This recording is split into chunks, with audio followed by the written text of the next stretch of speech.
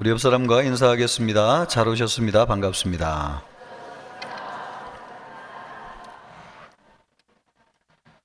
오늘은 통일성과 다양성에 관한 말씀입니다. 통일되어야 될 게 있고 다양해야 될 것이 있고요. 예수님은 한 분이시고 하나님도 한 분이시고 성령도 한 분이시고 이건 통일이죠. 우리가 서로 배경도 생각도 달라도 이거 안에서는 통일이 되어야지 같은 믿음을 가지고 있는 겁니다. 성경을 볼 때 이런 통일성이 있어요. 통일성만 있는 것이 아니고 다양성도 있습니다. 한 분 성령님이 우리에게 은사를 주셨지만 어떤 사람은 예언하는 은사가 있고 어떤 사람은 치유하는 은사가 있고 어떤 사람은 방언하는 은사가 있습니다. 다양한 거죠. 그래서 오늘 성경을 보면은 바울도 하나님이 쓰시는 종이고 아볼로도 하나님이 쓰시는 종이지 그 사람만 맞고 이 사람만 틀리다, 이 사람 틀리다, 그거 아니라는 것입니다. 그러니까 우리가 성경을 보고 신앙생활을 할 때에 통일이 되어야 되는 문제가 있고 다양해야 될 부분이 있습니다. 여러분, 성격도 기질도 다양하잖아요. 우리가 여러분 옷도 다양하게 자유롭게 입을 수 있습니까? 없습니까? 입을 수 있습니다. 그건 하나님이 우리에게 주신 자유고 다양성입니다. 내가 옷을 이렇게 입었으니까 당신도 이렇게 입어야 된다. 그거는 아니죠. 그거는 하나님이 그렇게 허락하지 않으셨어요. 그래서 우리가 신앙생활을 볼 때에도 우리가 동일하게 지켜야 될 통일성이 있는 것이고 또 하나님께서 우리에게 자유를 허락하시고 허용을 허락하셔서 다양하게 신앙생활할 수 있는 영역도 있다는 겁니다. 그런 면에서 오늘 말씀을 그런 통일성과 다양성이라고 하는 관점에서 하나님의 말씀을 보면 좋겠습니다. 바울은 예수 그리스도는 교회의 변함없는 기초다. 이것은 통일성인 거죠. 누구나 다 똑같아야 됩니다. 교회를 나오는 성도는 모든 사람이 교회의 기초가 예수님이다. 이것에는 변함이 없어야 돼요. 이것이 통일성입니다. 그러나 여러 명의 지도자를 그 기초 위에 세워주셨는데 사도 바울과 같은 건축자들도 있고 또 아볼로와 같이 말씀으로 교회를 세우는 사람도 있고 이와 같이 다양한 지도자들이 존재한다. 그러나 가장 중요한 것은 교회의 기초는 예수 그리스도다라고 하는 것입니다. 오늘 이런 기본적인 틀을 통해서 우리에게 주시는 말씀을 보고자 하는데요. 먼저 우리는 각자 하나님이 주신 은사가 있다고 하는 것이고 또 각자의 은사대로 하나님을 섬겨야 한다는 것입니다. 10절 말씀을 보면은 내게 주신 하나님의 은혜를 따라 내가 지혜로운 건축자와 같이 터를 닦아 두매 다른 이가 그 위에 세울까를 조심할지니라. 다른 이가 그 위에 세울까를 조심할지니라. 여기에서 보면은 내게 주신 하나님의 은혜를 따라서 고린도 교회의 터를 닦았다고 바울이 고백하고 있습니다. 그러니까 이것은 고린도 교회에서 복음을 전하는 전도 사역에 관한 자신의 역할이 무엇인지를 얘기하고 있는 것인데 바울은 교회를 개척하고 교회를 성장하는 데 있어서 자신의 역할이 무엇인가? 자신의 역할은 교회를 개척하는 것이 자신의 역할이다. 그렇게 말씀하고 있습니다. 그러니까 고린도에 도착한 지 1년 반이 되어 가지고 바울은 계속해서 고린도에서 복음을 전해야 될 것인가 아니면 이제 다른 곳으로 떠나야 될 것인가 선택의 기로에 서 있었습니다. 계속해서 고린도에 머물러 있다고 한다면 바울에게는 사실은 더 편한 거죠. 개척한 교회에 머물면서 사도로서 또 목회자로서 전도한 사람들을 양육할 수 있었습니다. 계속해서. 어쩌면 이것이 더 바울에게는 안정적이고 풍요한 길이었을지 모릅니다. 만일 고린도에 머물러 있었다고 한다면 이 고린도 교회가 거짓 교사들로 인해서 많은 어려움을 당했는데 거짓 교사들이 발붙이지 못하게 했을 것입니다. 또 사도성을 의심을 사도 바울이 많이 받았는데 그런 수모를 당할 일도 없었을 거예요. 고린도 교회에서 계속 사역을 했더라면. 그러나 사도 바울은 때가 되었을 때에 고린도를 떠나가지고 다른 지역으로 가서 교회를 개척했습니다. 복음을 전하고. 그러면 왜 떠났을까? 그것이 하나님이 바울 자신에게 주신 은혜라는 겁니다. 바울은 목회적인 자질이 없어서 떠난 것이 아니라는 거예요.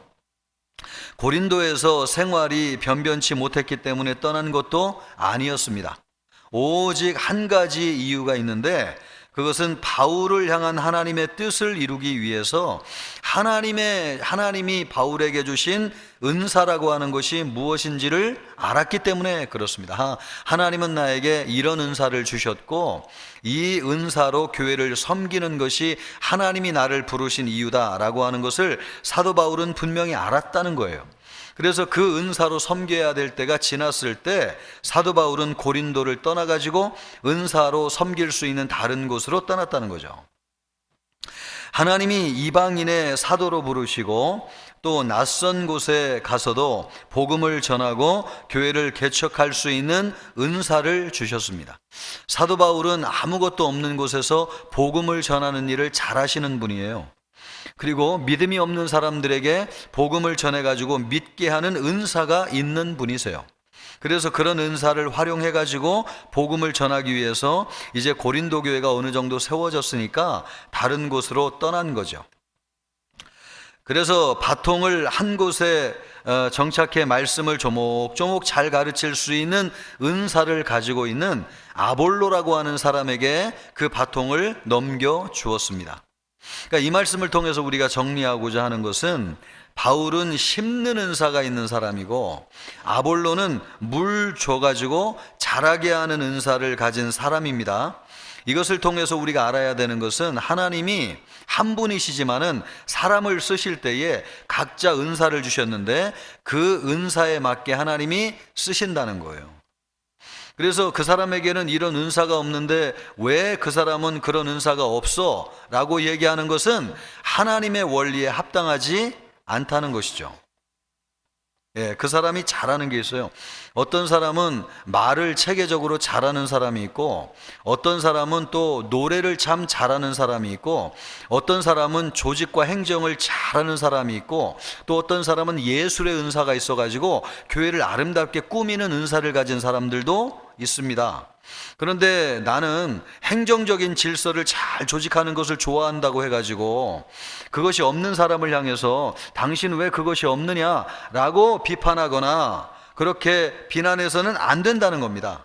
교회 안에는 다양한 사람들이 있고 각 사람마다 하나님이 주신 은사가 있기 때문에 그 은사를 통해서 교회를 섬겨야지 아름다운 교회를 이루어갈 수 있다 하는 거예요. 우리가 이 말씀을 들으면서 우리의 신앙적인 폭을 좀 넓히면 좋겠습니다. 나는 몇 장 찬송을 좋아해. 나는 CCM은 찬양이라고 생각 안 해. 이런 것들은 여러분 다양성이 허용되는 범위입니다. 그래서 젊은이들은 우리가 모르는 CCM 찬양을 통해서 하나님을 찬양할 수도 있거든요. 그럴 때 아유 저거는 잘못됐어, 애들이 신앙을 잘못 배웠어, 그렇게 얘기하면 안 된다는 거예요. 우리는 여러분 찬송가가 익숙하고 좋아가지고 찬송가로 하나님을 찬양하지만 우리 젊은이들은 새로운 음악을 통해서 하나님을 찬양할 수 있고 그것이 하나님께서 허락하셨다고 하는 겁니다. 그럴 때 교회의 폭이 좀 넓어져요. 다양해지고 또 다양한 많은 사람들이 교회에 들어와 가지고 은혜롭게 신앙생활할 수 있는 교회가 된단 말이죠. 바라기는 우리 청천교회도 그런 교회가 되어야 되겠습니다. 그래서 신앙을 바라볼 때 또 어떤 사람의 어떤 스타일을 바라볼 때에 좀 다양하게 바라보는 시각을 가질 필요가 있다라고 하는 것을 말씀드리는 겁니다. 심는 사람과 물 주는 사람은 각자의 하나님이 주신 은사가 있습니다. 그 은사 안에서 한계를 가지고 있어요. 그래가지고 서로 협력하면서 아름답게 섬겨가는 것이죠. 그러므로 아무리 타고난 은사와 능력을 가진 사람이라고 할지라도 그 사람 한 사람이 하나님과 같이 절대자가 될 수 없어요. 하나님이 그렇게 만들어 놓지를 않았어요. 아무리 대단한 능력을 가진 사람도 여러분 만능을 가진 사람은 없습니다. 그래서 한 사람에게 집중하면 안 되는 거죠. 귀한 모습 여러분 아닙니까? 다양한 사람들이 협력하여 교회를 섬긴다고 하는 것이 얼마나 아름다운 일입니까? 예, 내가 가지고 있는 은사를 가지고 섬기고 또 나에게 없는 것을 가지고 다른 사람은 참 수학적으로 조직적으로 계산을 잘해요. 그런 것을 통해서 교회 안에서 또 자기의 은사가 발휘할 수 있는 부분에서 섬김으로 아름다운 교회를 이루어가는 것이죠. 마치 한 교회가 신앙 안에서 가장 이상적으로 성장해가는 모습을 시각적으로 묘사하고 있는 에베소서의 말씀을 보면은 이렇게 말씀하고 있습니다. 온 몸이 각마디를 통하여 도움을 입음으로 연락하고 상합하여 각 지체의 분량대로 역사하여 그 몸을 자라게 하며 사랑 안에서 스스로 세우느니라. 그러니까 각 지체가 서로 협력하여서 몸인 그리스도의 교회를 아름답게 세워간다, 그 말씀입니다. 그러니까 어떤 사람만 잘하면 안 되고 각자가 다 잘해야 되고 은사를 가지고 교회를 섬길 때 교회가 아름다운 교회로 세워진다, 그 말씀이에요. 자신의 은사에 따라서 한계를 정하는 것은 나에게는 하나님이 이런 은사를 주셨으니까 나는 이런 은사를 가지고 섬겨야 되겠다, 이렇게 자기 자신을 절제하는 것이 중요하다는 것입니다.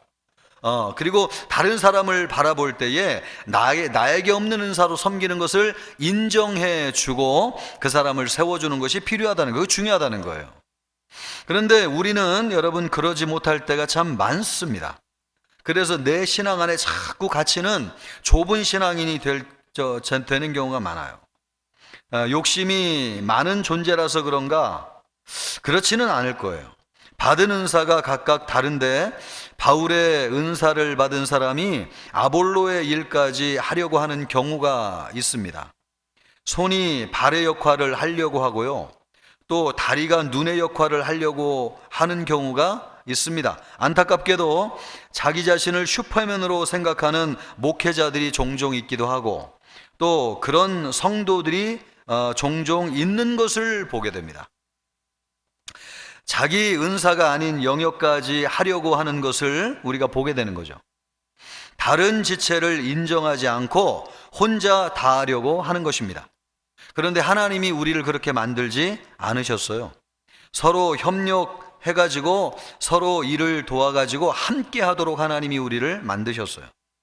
하나님은 성도들에게 각각의 은사를 주셨다고 하는 사실입니다.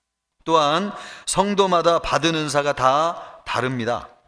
어떤 사람에게는 예언의 은사가 있고 또 어떤 사람에게는 양육의 은사가 있습니다. 그러므로 우리는 은사에 따라서 나에게 한계가 있다고 하는 것을 인정해야 됩니다.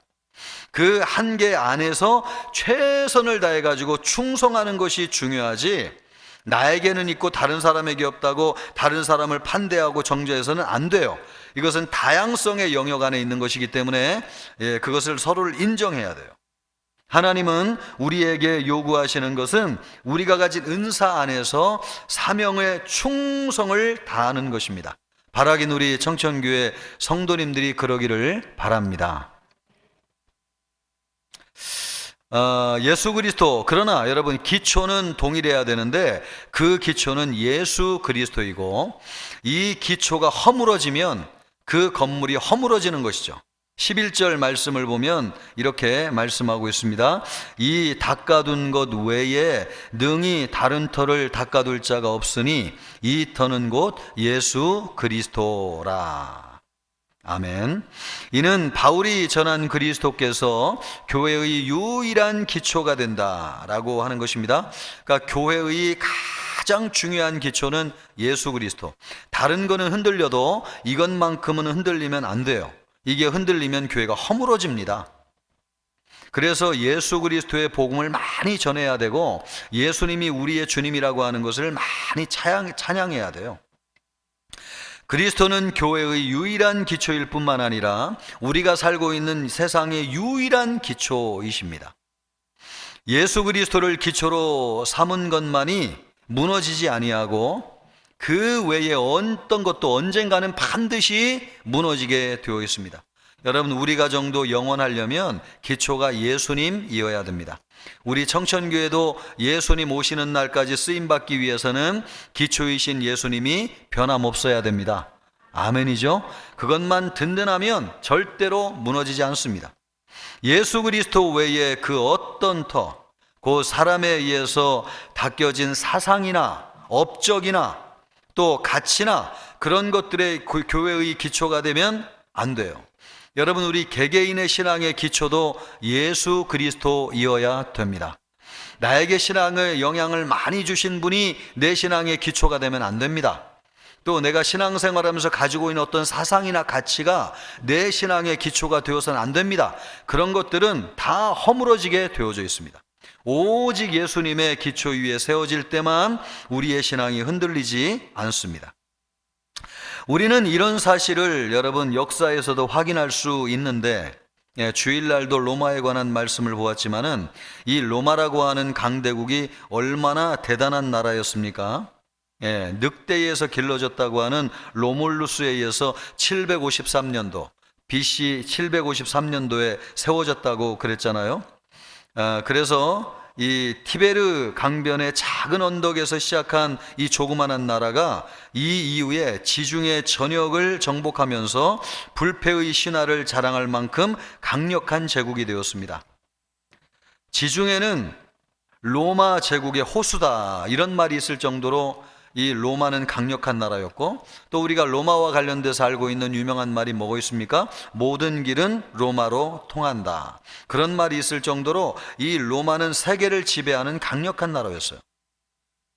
이처럼 강력한 세력과 문명을 자랑하던 대제국도 결국 때가 되자 게르만 민족의 이동과 함께 허망하게 붕괴되어 가지고 유물만 남았고 관광객들이 구경하는 나라가 되었습니다. 소련이라고 하는 나라도 20세기 초에 공산주의자 마르크스의 공산주의 사상을 받아들여 가지고 레닌이 제정 러시아를 쓰러뜨리고 건설한 공산주의 국가입니다. 한때는 여러분, 지금은 없어졌지만은 이 나라가 얼마나 대단한 나라였습니까? 세계 최초로 우주선을 또 쏘아 올릴 정도로 미국과 견주어도 지지 않을 정도로, 그래서 미국과 세계를 양분해서 지배할 정도로 강대국이었습니다.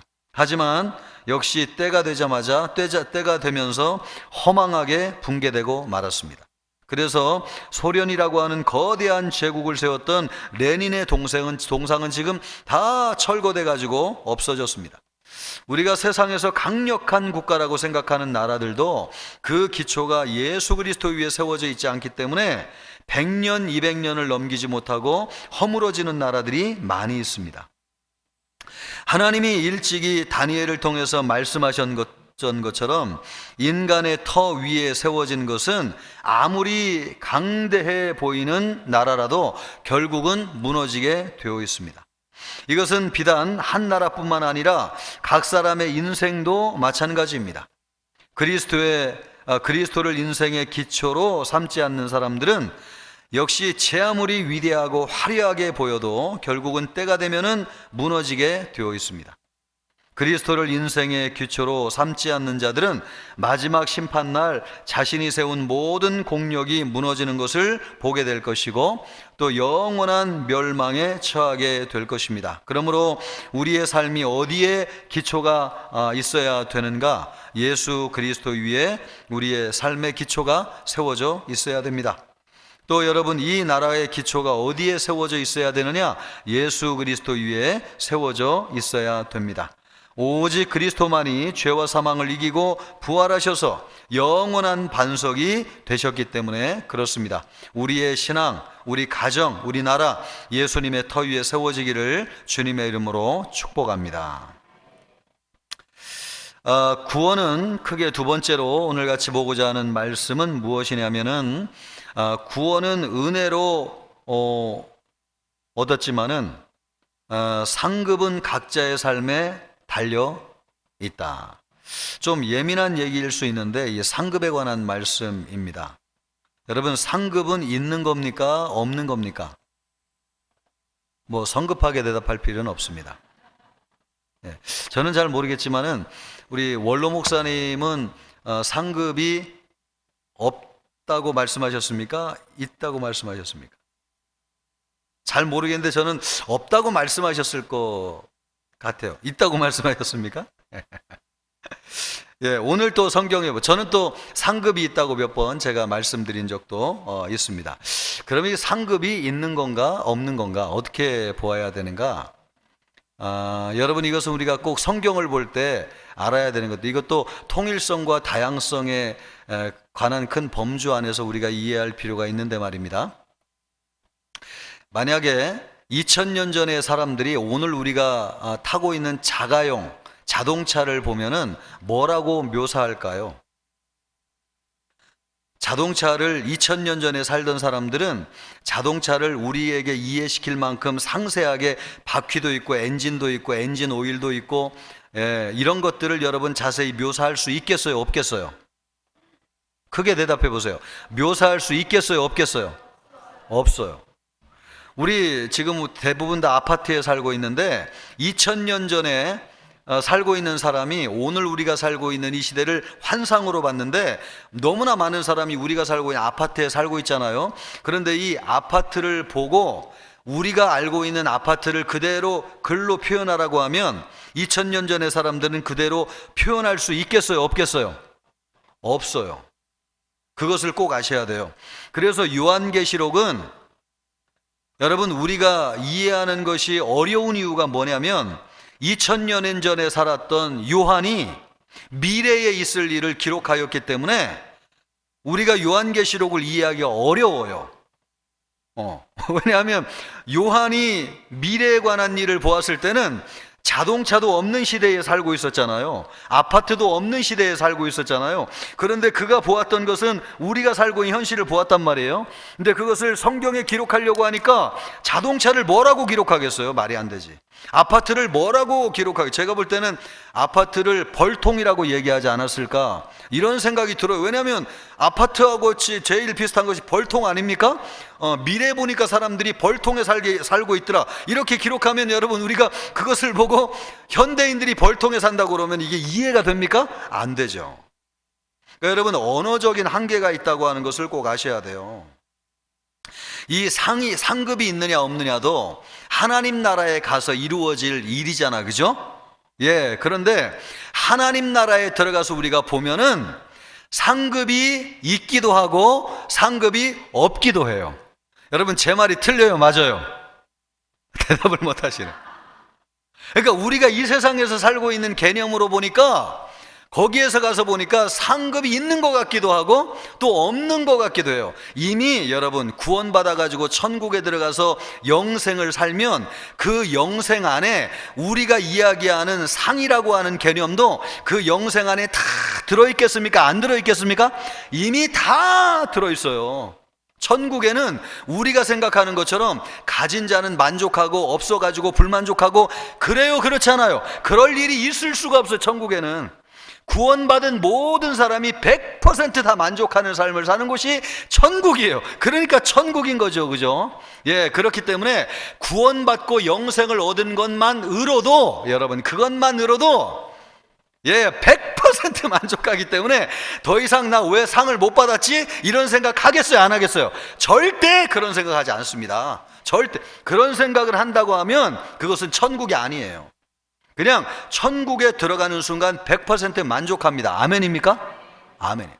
그런데 그 천국의 삶을 우리에게 소개해 주기 위해서 천국이 좋다는 것을 알려줘야 되잖아요. 그래서 성경을 기록했지 않습니까? 그죠?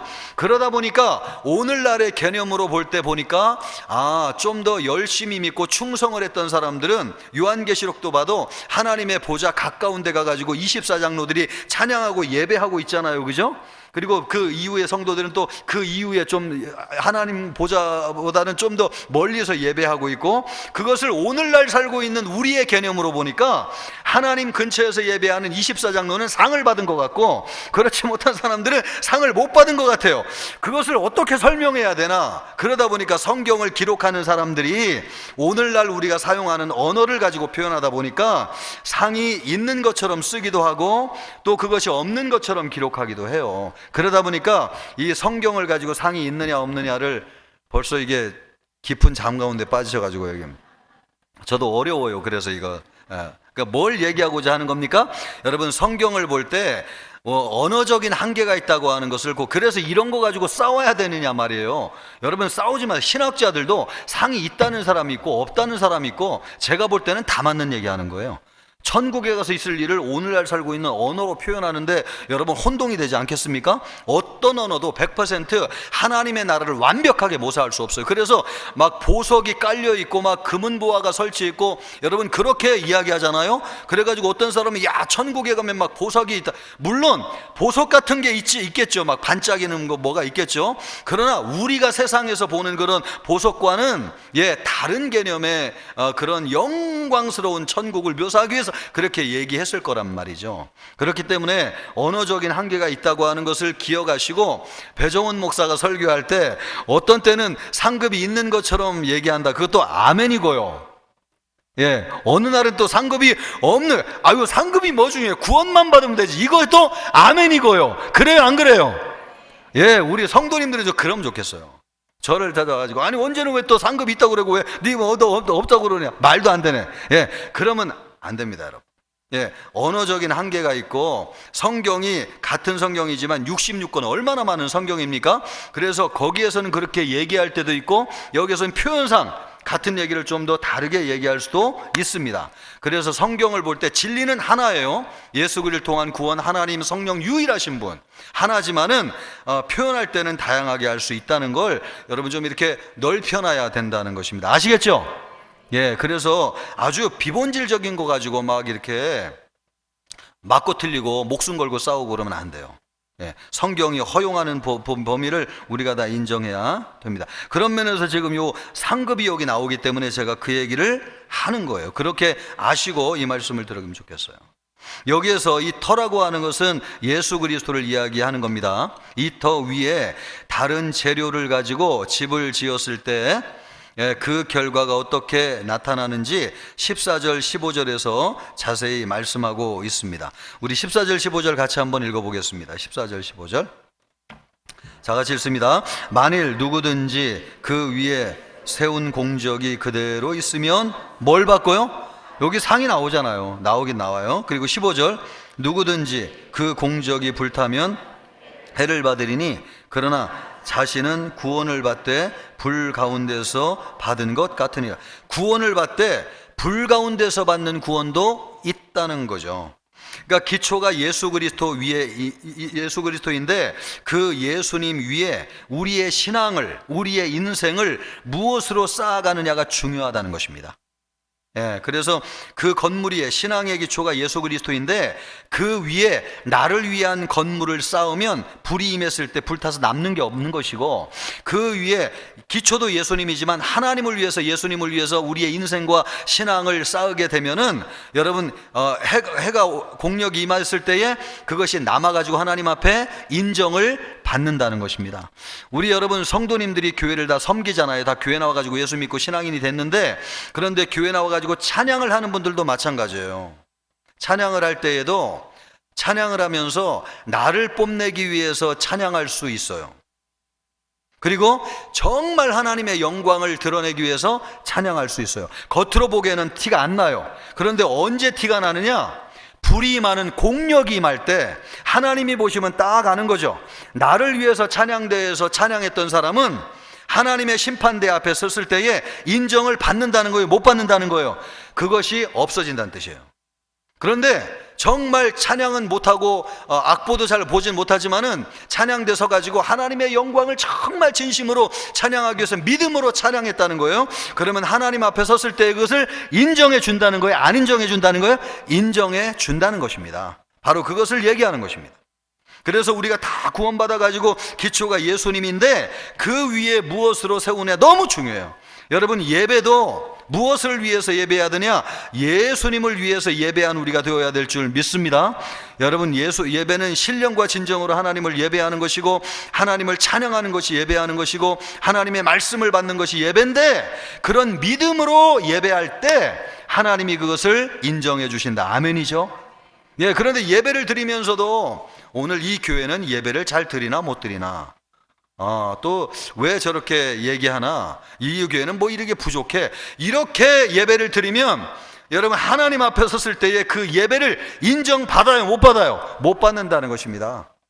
그래서 우리가 다 같이 예수님의 터 위에 신앙생활하지만 무엇으로 우리의 신앙을 세워갈 것인가? 무엇으로 우리의 삶을 세워갈 것인가? 그게 참 중요하다. 그 말씀을 지금 하고 있는 것입니다. 그래서 그것을 표현하면서 14절 15절 얘기했는데, 전자의 세 가지는 금, 은, 보석, 이것은 없어지지 않는 거라는 거예요. 금보다 귀한 것이 믿음이잖아요. 그러니까 금, 은, 보석은 뭘 얘기하냐? 믿음으로 섬기는 신앙, 믿음으로 섬기는 삶, 이걸 얘기해요. 그래서 공력이 임해도 절대 없어지지 않는다는 거죠. 반면에 후자는 나무와 풀과 집인데, 이것은 불이 임했을 때 타서 남아나는 것이 없잖아요. 신앙생활하고 우리의 인생을 살면서도 나를 위해서 그렇게 신앙생활을 하면은 공력이 임했을 때 이것처럼 남아나지 않는다. 그걸 지금 얘기하고 있는 것이죠. 그래서 12절에서 15절의 말씀은 결국 사역자가 그리스도의 터 위에 교회를 세울 때 하나님의 지혜, 믿음, 하나님의 말씀으로 세우면 그 수고가 마지막 날에 인정을 받아가지고 상급을 받게 돼. 그 인정받는 것 자체가 하나님으로부터 상을 받는다는 거예요. 하나님의 상이 뭐예요? 칭찬이. 너 잘했다, 칭찬받는 게 그게 상이죠. 그걸 받는다는 것입니다. 반대로 세상의 지혜로 세우면 나를 드러내려고 그러고, 내가 알고 있는 방법으로 하려고 그러고, 내 생각만이 막 옳은 것 같고, 이걸로 교회 안 하면 안 될 것 같고, 이렇게 세상의 지혜로 교회를 세우면 하나님 앞에 섰을 때에 그것이 남아나지 않는다는 것입니다. 그러므로 여러분, 말씀으로 섬겨야 됩니다. 아멘이죠? 믿음으로 섬겨야 됩니다. 하나님의 영광이 드러나도록 섬겨야 됩니다. 또 성령을 통해서 하나님을 섬겨야 됩니다. 우리의 힘과 실력과 능력이 아니라 하나님의 것으로 섬길 때 우리 하나님이 인정해 주신다, 그 말씀입니다. 이렇게 볼 때 이 말씀은 하나님의 말씀에 근거하여 가지고 사역하지 않고 세상의 지혜에 근거해 가지고 사역하는 자들에게 대한 정말 경종을 울리는 말씀이 아닐 수가 없어요. 우리 이 자리에 있는 다 예배자, 또 찬양 사역자, 목사인 저도 마찬가지고요. 우리가 하나님의 말씀, 하나님의 지혜, 하나님의 영광을 위해 섬겨야지 세상의 지혜, 나를 드러내기 위해서 섬기면 안 된다는 거예요. 사역자들은 지금 자신이 무엇으로 사역하고 있는지를 잘 살펴봐야 돼요.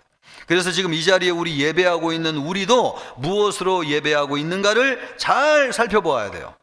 우리가 이 말씀을 근거로 알 수 있는 한 가지는 무엇이냐? 믿음은 구원은 믿음과 은혜로 얻는 것이지만은 상급은 우리가 그 이후에 그 기초 위에 무엇으로 쌓아 올리냐에 따라 달려 있다고 하는 것을 알 수 있습니다. 여러분, 하나님이 주신 우리의 물질도요, 우리 하나님의 영광을 위해서 사용하게 될 때 상급으로 남게 될 줄 믿습니다. 그래서 교회를 위해 쓰는 게 귀한 것이고 하나님의 영광을 위해 쓰는 것이 너무 귀해요. 아무리 많은 물질 가지고 있어도 그 물질 하나님 나라에 가져가는 사람이 아무도 없는데, 물질을 가지고 하나님 나라에 들어가는 사람이 있어요. 그 사람이 누구냐? 이 세상에 없어질 물질을 가지고 하나님을 위해서 쓴 사람은 여러분 관에 담아가지는 못하지만은 천국에 들어가 보면 하나님께서 상으로 보상해 준다는 겁니다. 그러므로 여러분, 우리가 무엇으로 쌌느냐가 참 중요해요. 우리 성도들은 종교개혁 이후에 구원은 오직 믿음이라고 하는 모토 아래 신앙생활을 했는데 이것은 참 귀한 일입니다. 그런데 문제는 그 이후의 삶에 대해서 다소 관심이 없어가지고 소홀해지는 경우가 있어요. 나 구원받았으니까 뭐 전도 안 해도 되지, 기도해야 되나, 그냥 대충 믿어도 하나님이 구원 약속해 주셨는데, 이렇게 신앙이 소홀해질 수 있다는 거예요. 그래서 성경을 보면 이 상급을 주신다는 말씀을 참 많이 해요. 어떻게 보면은. 왜냐하면 구원받은 이후에 우리가 하나님을 위해서 어떻게 열심히 살느냐, 그거 중요하다는 거죠. 우리는 믿어 구원만 받으면 모든 것이 해결되는 것으로 생각한 나머지 믿은 이후의 생활, 또 영적인 성숙에 대해서는 안일하게 생각하는 경우가 많이 있어요. 그러면 안 된다는 거죠. 그러나 같은 믿음의 터 위에 있어도 신앙의 집을 짓는 재료는 다 다를 수 있습니다. 어떤 사람은 여러분 금과 은과 보석과 같이 없어질 것 같은 재료로 세우는 사람이 있고, 어떤 사람은 집을 짓는데 나무나 풀이나 집과 같은 재료로 세우는 사람이 있습니다.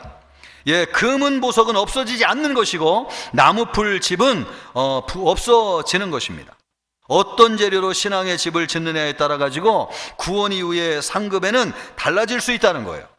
어떤 재료로 집을 짓는가가 전적으로 성도 각 개인의 결단, 성도 각 개인의 의지에 달려있고, 구원 이후에 어떤 상급을 받게 될지 각자의 몫으로 남겨져 있습니다. 그러므로 여러분, 오늘 우리는 단지 믿음으로 구원을 얻은 것에만 만족하지 마시기를 바라고, 이 시점부터는 우리가 어떻게 살기를 결단하고 결심해야 되느냐, 우리 하나님 앞에 경주를 하는데 우리 하나님께서 인정할 만한 믿음의 삶을 살아야 되겠다 하는 것을 결단하고 결심하기를 바랍니다. 그래서 우리 청천교회 성도님들은 하나님 나라에 갔을 때에 우리 하나님 앞에 인정받고 큰 상을 받는 우리 모든 성도님들 되시기를 주님의 이름으로 축복합니다.